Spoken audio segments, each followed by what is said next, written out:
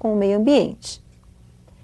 Se nós levantarmos a extremidade de vidro que vocês estão observando, que está em contato com o becker, e essa extremidade entrar em contato com o ar, nós vamos ter a formação de uma bolha de ar.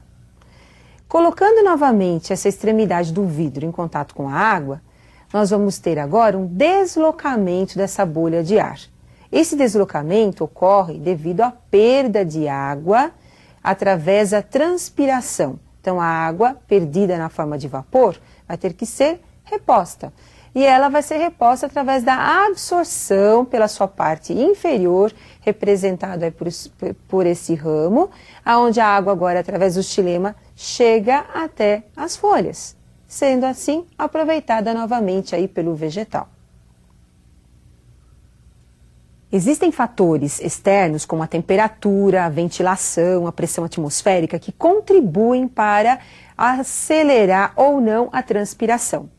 E os fatores internos que ajudam também no processo de transpiração, que é a quantidade de estômatos presentes na folha, a variação entre a espessura da cutícula, se ela é mais fina ou se ela é mais delgada. Agora, o que nós vamos estudar, que é muito importante, são os mecanismos que controlam a abertura e o fechamento dos estômatos durante a transpiração estomatar. E eu gostaria que vocês acompanhassem esses mecanismos. Então, os mecanismos de abertura e fechamento dos estômatos são fotoativo, cujo controle é realizado pela luz, e o hidroativo, cujo controle é realizado pela água. Em presença de luz, nós temos a abertura do ostíolo. O ostíolo é essa fenda que vocês estão observando aí entre as duas células guardas. O ostíolo, ele apresenta uma parede mais espessa e uma parede mais delgada. Como vocês estão observando, a sua parede que está próxima das células guardas, ela é mais espessa. Então, nós temos a luz agindo no processo de fotossíntese. Quando você tem este processo, a planta ela acaba utilizando o CO2, o dióxido de carbono. Ele acaba diminuindo nas células guardas, tornando o meio alcalino. Quando o meio fica alcalino, nós temos a transformação do amido, que é um açúcar insolúvel, em glicose, que é um açúcar solúvel, em presença de uma enzima conhecida como fosforilase.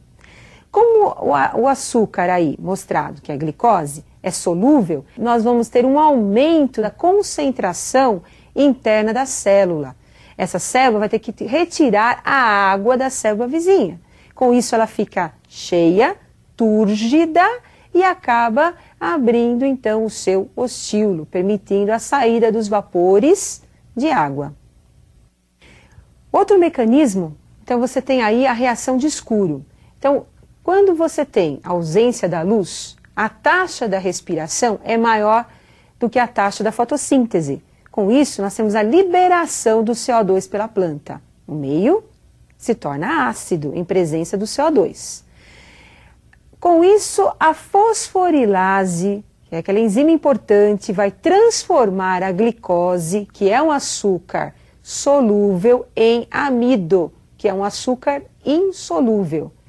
Nós vamos ter uma diminuição da concentração da célula guarda. Com isso, ela passa a perder água para as células vizinhas, que são mais concentradas, e com isso nós vamos ter o fechamento do ostíolo. Então não esqueça, em presença da luz, o ostíolo abre. Quando está escuro, o ostíolo fecha.